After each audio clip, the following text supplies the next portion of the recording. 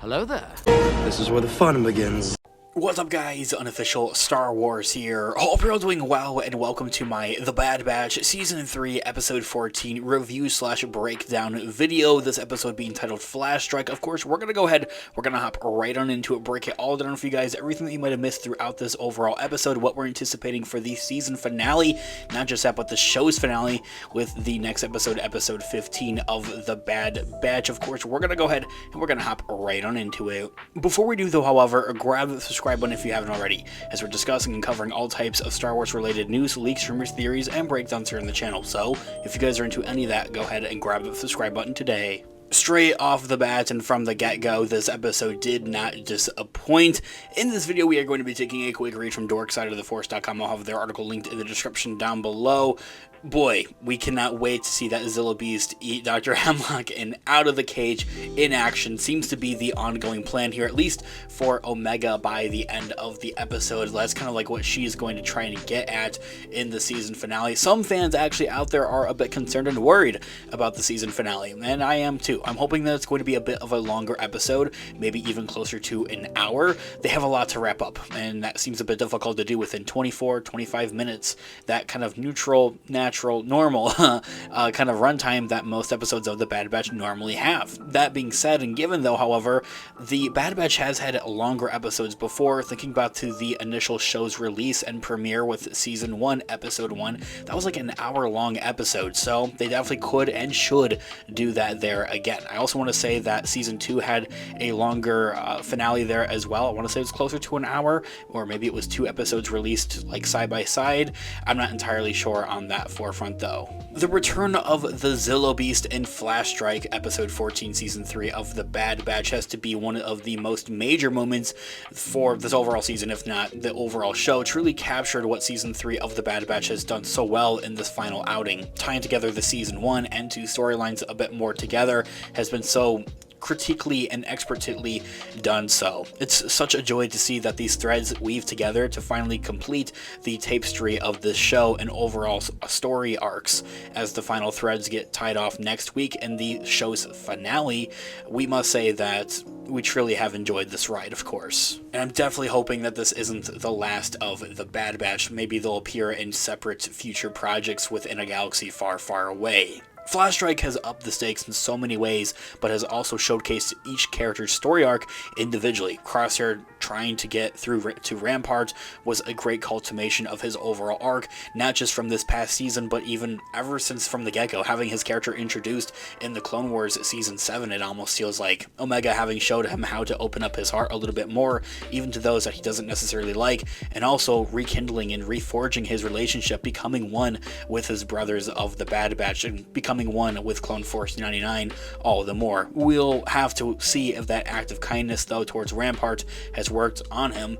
We really doubt it, though, however. I'm kind of looking forward a bit more for Rampart and what they might do with him in the finale of the overall show itself here. I feel like that he might have a last good stand, but at the end of the day, he might be the one that's sacrificed or killed off. Speaking of Omega, though, at the same time, she's taking quite a charge of the Force-sensitive kids. One of the best ways to see how a character has grown is by watching them pass their knowledge to someone else.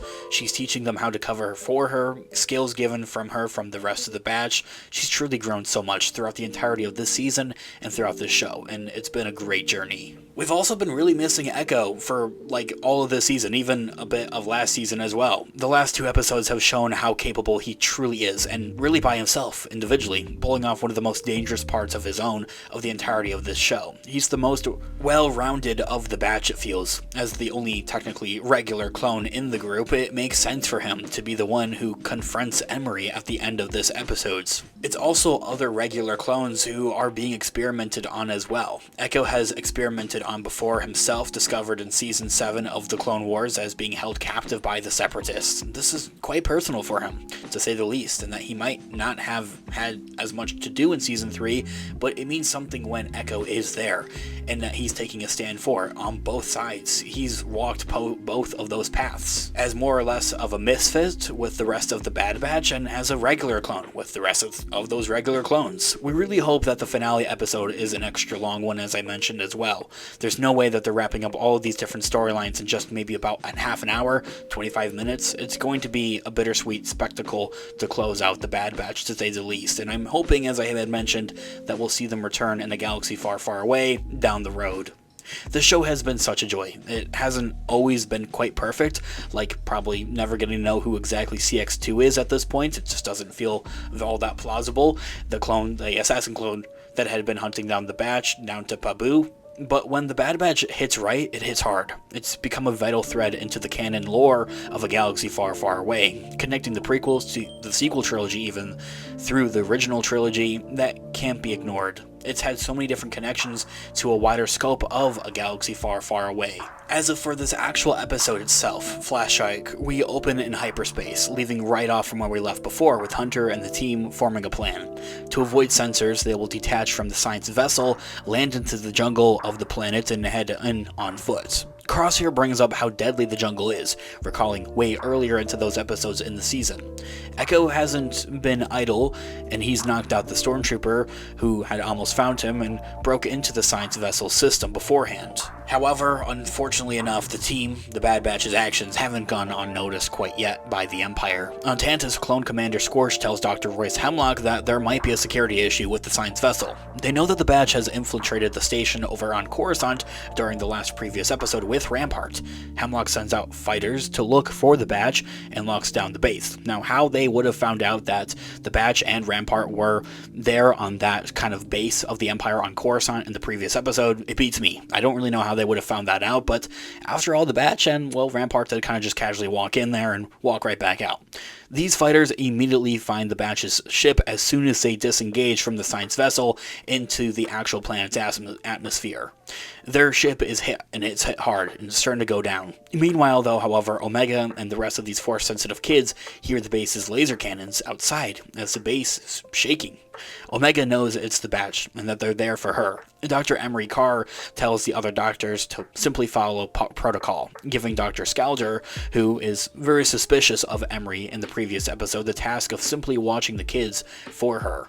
Back outside, Hunter has some fancy flying, but they don't have time to land like normal with their ship on fire and losing shields and, well, also being followed by a bunch of Imperial ships at the same time. Sticking to their crashing vessel and on autopilot, they grab a panicking Rampart, which was absolutely hilarious to see, and slide down ramp cables into the jungle as their ship crashes. Hemlock isn't convinced that the Batch is dead, and he shouldn't be really, so he sends a team to search their crash site. He also wants the science vessel searched for any other members of Clone Force 99 who might be on it.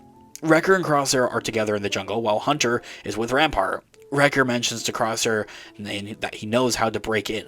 Crosshair says that he'd rather not be here, of course, but Omega didn't leave him behind back at the beginning of the season when she could have. So just then, they run into Hunter and Rampart, putting the team back together quite fast, if you ask me, but besides the point. The Imperial troops arrive to search their crash site and begin searching the jungle at the same time as well, but the Bad Batch and Rampart, they lay low and are able to avoid them for quite some time, but it goes south, and when it goes south fast. We hop back over to Echo, though, for the meanwhile, who swaps out his armor with the stormtroopers, which is really quite cool, honestly. Scourge begins to search the vessel himself. He's found by a droid, which is quickly dispatched and steals the hand off of, so he can hide his own missing hand himself. Echo finally slips out of the ship, now kind of fully in gear and also with a robot hand, which is honestly really cool, as kind of a bit of a disguise. Echo slips out through the ship, through the droid ports, into the hangar of Tantus, where all of the troops are being checked in. He avoids the detection, following in line with a group of other soldiers that have already been checked in and are leaving the hangar. Back with the kids, the Force-sensitive kids, Eva and the others have realized that this is all very strange. Something is happening because the normal tests haven't been done. They haven't had their vitals taken. Omega, who is very aware of how her brother's role, needs to scout out her own escape route. She teaches the kids how to cover for her, in case a droid or Scalder, the other doctor, comes by. Omega slips into her own room, prying off the wall panels, and she goes on to crawl up the shaft to find a way out of the vault. And back with the Badge, Crosshair and Rampart discuss being good soldiers, who's followed orders only by the Empire to betray both of them. Rampart says that Crosshair's like him, loyal to only himself, by which Crosshair grunts, "I've changed." Which Rampart's dry light answers, "Sure you have," clearly not believing the clone. I don't want this to go all that unnoticed, but yeah, Crosshair has changed in that he's back one, as I had mentioned towards the beginning of this video, back one with the rest of his brothers in Clone Force 99. The Badge sneaks past some troopers, only to run into one deadly creature in the forest. Rampart flees into the woods, kind of screaming, which isn't great, and leaves things going south. And as I had mentioned, when things went south, they went south fast, leaving the Badge to fight this massive critter with big teeth and claws. Wrecker takes a hit hard, specifically. Rampart's panic gives away their position to the troopers as well, and blaster fire spills out of the jungle. Thankfully, there's a big creature with teeth and claws chasing them too, and the beast gets distracted by the stormtroopers at the same time, and, well, vice versa. The stormtroopers have to take on this big beast, and aren't able to necessarily track down the Badge. Rampart, however, is found by another group of troopers as the Badge slips away. Inside of Tantus, Echo breaks into a control panel and finds a map of where he needs to go. Omega is following the elevator shafts into the wall, looking for a way out. She spots another experiment through a grate into the wall, the Zillo Beast. That was taken back in Season 2 in the episode Metamorphosis. The Force-sensitive kids must immediately act as Dr. Scalger, and a droid arrive and to take their vitals, finally. They all start giving excuses to Scalger to slow her process, trying to stall, as Omega taught them. Trying to give Omega a bit more time to get back to her own room, who, of course, races back down the elevator shaft and slips into her room just in time as Scalger arrives for her, leaving us all at the edge of our seats. Echo sneaks into Nalisay's old lab, searching for anything about Omega or the clones being held captive there. Emery catches him in the act, though, noticing his fake hand at the same time, and calls him by his name, Echo, which surprised me as well. Echo calls her out for being a clone, experimenting on other clones, and that it's just simply against their ways and just unethical all around. Emery agrees to help him by taking him to the other Force-sensitive children that we'll see probably in the season finale, setting things up for that. Not just the season finale, but the show's finale itself as well. The other kids sit with Omega in the vault room. Now, knowing that the Zillo Beast is there, Omega has a bit more of a plan to actually escape. And it's from there where the episode concludes.